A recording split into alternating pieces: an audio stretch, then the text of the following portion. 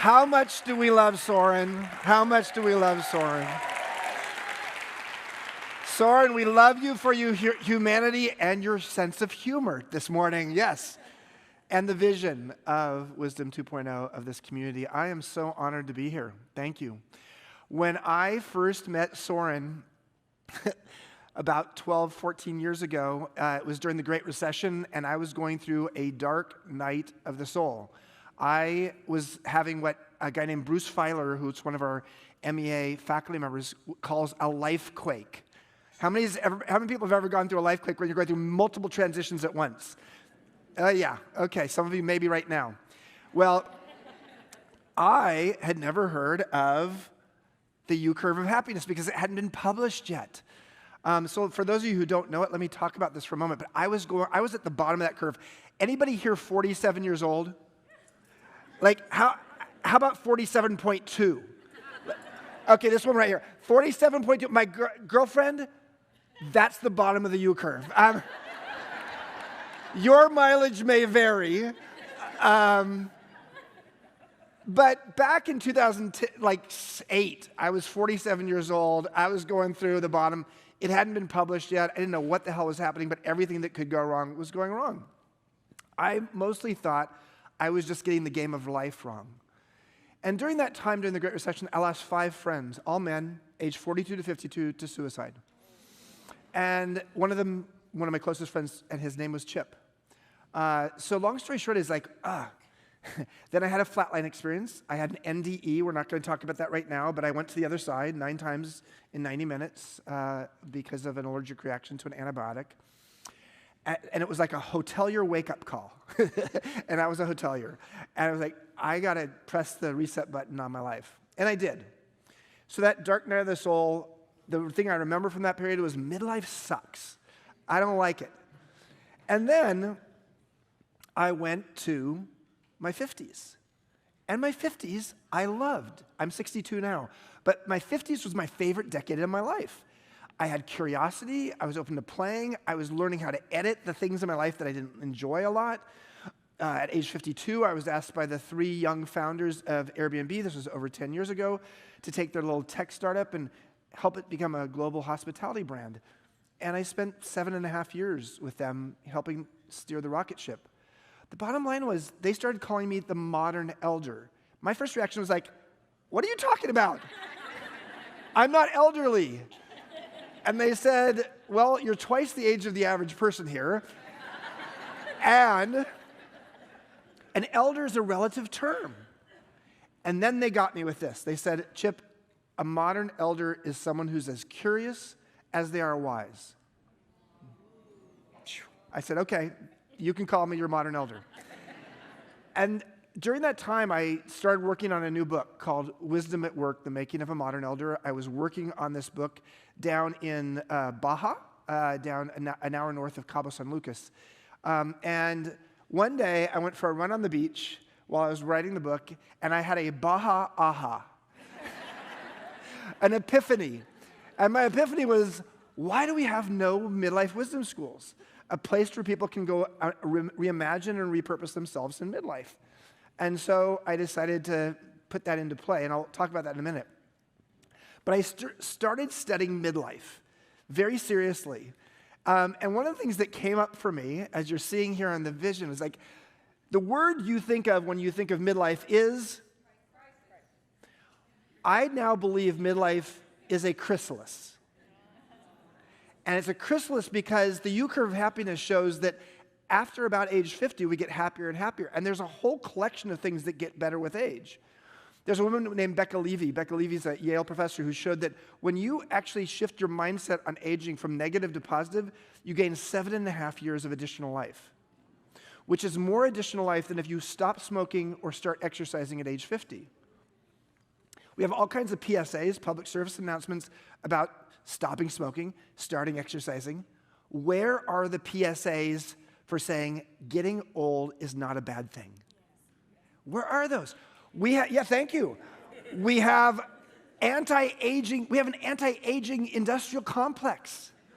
$750 billion a year. And anti-aging is generally anti-women. Let's be really clear about that. Most of these products are women oriented toward women. Where are the pro-aging products?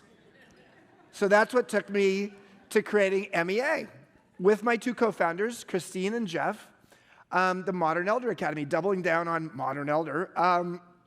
And over the course of the last, almost 5.5 years, we've had almost 3,500, by mid-year we'll be at 3,500 alumni from 42 countries, 26 regional chapters around the world, so it's a bit of a movement. And we have 2 campuses in Santa Fe that will be opening in the next couple of years. The first one, a 2,600-acre regenerative horse ranch, opening next March. So it's a very active community. Many of them are in the audience today. Actually, if you're an MEA alum, give a hand. Wow. Oh my God. That is more than I expected. Well, thank you for being here, guys. And I know some of you flew in from all over, so it's just a joy to have you here. So when Soren and I taught together at MEA's campus in Baja back in, it was in January, we taught a workshop called The Emergence of the Wise Leader. We brainstormed about what I could talk about today, and he said, just give us the lessons. Imagine that most people are never going to make it to MEA or do one of your online courses. Just give a DIY, do-it-yourself toolbox of how to create a midlife metamorphosis. It's like, okay, let's do that. So let's first define midlife. Midlife is defined by some sociologists now as 35 to 75. Really? Yeah, 35 because people are feeling obsolescent in the workplace earlier. 75 because they're staying in the workplace longer and often living till 90 or 100. So if midlife is a marathon, which it is, the first lesson that I'm going to offer to you is it's critical to take a midlife pit stop. Now, why is this? Midlife is almost like a run-on sentence without any punctuation. It is a time, the average age of the person who comes to MEA, we've had people from 28 to 88, but the average age is 54. And the average age they think they're going to live till is 90. Do the math. Adulthood starts at 18. If you're going to live till 90, the exact midpoint of your adulthood is 54. But most of us at age 54 do not think we are halfway through our adult life. Mary Catherine Bateson was Margaret Mead's daughter, and she coined a term called the midlife atrium. She says that we have gotten midlife wrong. We've thought that the additional longevity that we've earned in the last 100 years means we have 2 additional bedrooms in our backyard of life, metaphorically speaking, as if we're old longer. But she said, no, we're in midlife longer. And she said the most important thing for us to know about midlife is that it can be an atrium. You can re-architect your life such that midlife is when you create the space and the air and the light to reflect on how do you want to consciously curate the second half of your adult life. So my first question to you on this one is, how will you create your midlife atrium? Is it a Vipassana silent meditation retreat you do every year? Is it going and doing a gap year or gap month? Often people look at this and say, I can't afford a midlife pit stop. And maybe because of your responsibilities you can't, or maybe financially you can't. But I just want to tell you, at MEA, over half of the people who've come to our Baja campus have been on some form of financial aid or scholarship we've given them. So we want to make sure that if wisdom is not taught, it's shared. You have a diverse collection of people in a cohort. Number 2 is midlife deserves some rituals. Generally speaking, rites of passage and rituals are things that society does when you're going through a transition. And yet there are no rituals or rites of passage in midlife. What kind of transitions are happening in midlife? Menopause, empty nest, divorce, changing career, parents dying, health diagnoses, moving where you live. Or as Richard Rohr, familiar with him? Christian mystic, a student and graduate of MEA. A year and a half ago, he came when Lynn Twist was teaching The Soul of Money.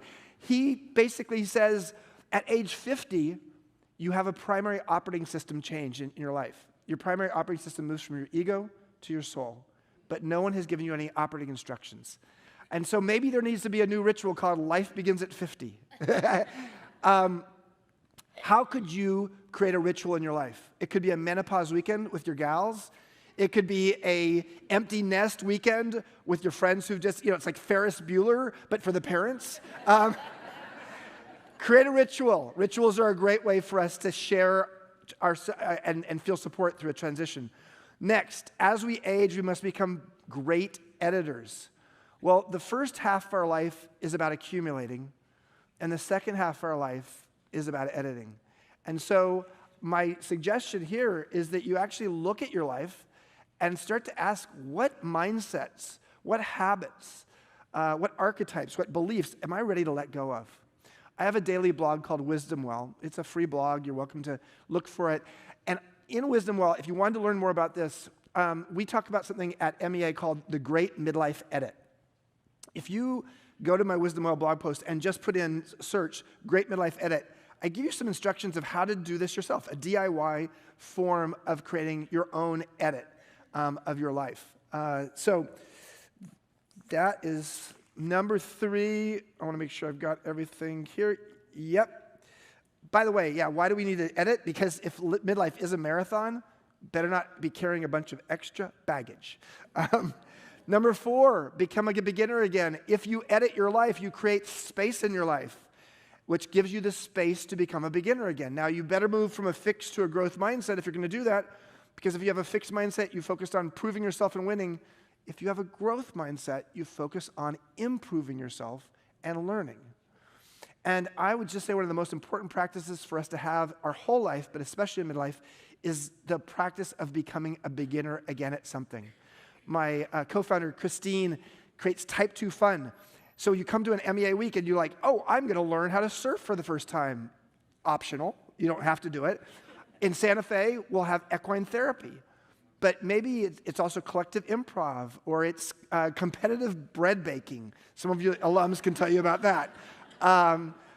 Or it's just like being vulnerable in a group of people that you're not used to. So we are meant to be beginners over and over again. So the question I would ask you to consider for yourself is, what is it that you know or have done now that you wish you'd known or had done 10 years ago? Okay, think about that. Now, the more important question is, 10 years from now, what will you regret if you don't do it or learn it now? That's how I started learning Spanish at age 57 and learning how to surf at age 57. So long story short is, these are, anticipated regret is a form of wisdom. Number 5, it's time to own our wisdom. I define wisdom as metabolized experience which leads to distilled compassion. Metabolized experience which leads to distilled compassion. So how do we metabolize our experience? Well, let me tell you something that I did starting at age 28. I was an idiot. I was a CEO. I started a company called Joie de Vivre, a boutique hotel company at age 26, based here in San Francisco. No way! Yes, that's me! No way! Or were you just saying, no way, Joie de Vivre is a terrible name for a company. It's hard to pronounce, hard to spell, etc. Long story short is, started that at age 26. Age 28, I had one hotel, a place called the Phoenix in the Tenderloin, a rock and roll hotel. Still own it 36 years later. Long story short is, I had one hotel, the Loma Prieta earthquake came along, and nobody was coming to San Francisco. And so I was lost. I was running out of cash with my one hotel, and one day I went home and I just said, okay, it was a weekend, and I said, I wrote on the cover of a diary, my wisdom book. And I started that weekend writing a set of bullet points of what I'd learned that week. What were my key lessons? It could have been personal or professionally. I have been doing that now for 34 years. Every weekend, I write my key lessons of the week, because that's a form of metabolizing our experience. It's something you can do at any age. We know wise 30-year-olds and unwise 70-year-olds. And most of the unwise 70-year-olds are in political office. But I'm kidding. Bottom line is, learning how to metabolize your experience allows you to accelerate your wisdom. And so the raw material is our life lessons. All right, let's keep going. Is Dacker here right now? He may not be. He's going to be talking to you later this morning. Dacher Keltner, love that guy. Dacher, UC Berkeley professor, started Greater Good Science Center on the MEA faculty. He teaches once a year at MEA. He also lives within walking distance of our MEA campus in Baja. When the world's leading expert on awe lives in your neighborhood, you know you're lucky. Not because he lives there, because you know he's going to live in a pretty cool place. So awe is the path to joy and purpose. In Dacher's book that came out in January called Awe, he came up with 8 different common pathways for everyday awe. Number 1 and number 2 were a big surprise to everybody. Number 1 was moral beauty, being able to observe and be part of courage and kindness. Number 2 was collective effervescence, how our sense of ego separation dissolves and our sense of communal joy emerges. Those 2 were huge, and they are very much what MEA is about. But number 3 is what I'm going to focus on, communing with nature. That was sort of the obvious one, awe in nature. So something that I love doing and that I highly recommend that you consider doing is, I call it spying on the divine. I go for a walk with my dog Jamie for 3 hours. I put it in the calendar, and we go to a place we haven't been before. And then as I go on the walk, and it's like an awe walk, I ask the question, nature, what do you have to teach me today? And what an experience to be able to be curious and like a 4-year-old to see things I wouldn't see otherwise, to get out of the ghetto of my own mind. All right. Number 7, almost done here. We need and deserve community, including in companies. You know what we're thirsty for these days? And that's why you're here. We are thirsty for deep, rich, life-changing conversations. That is exactly what MEA is all about. I want that. You want that. We need that. And there's a lot of social science research on this. The Harvard longitudinal study shows that community is the most important thing around living a good, healthy, long life. Same thing with Phil Pizzo at Stanford Medical School. Same thing with Dan Buettner, who founded the idea of Blue Zones, who's actually on our faculty at MEA as well.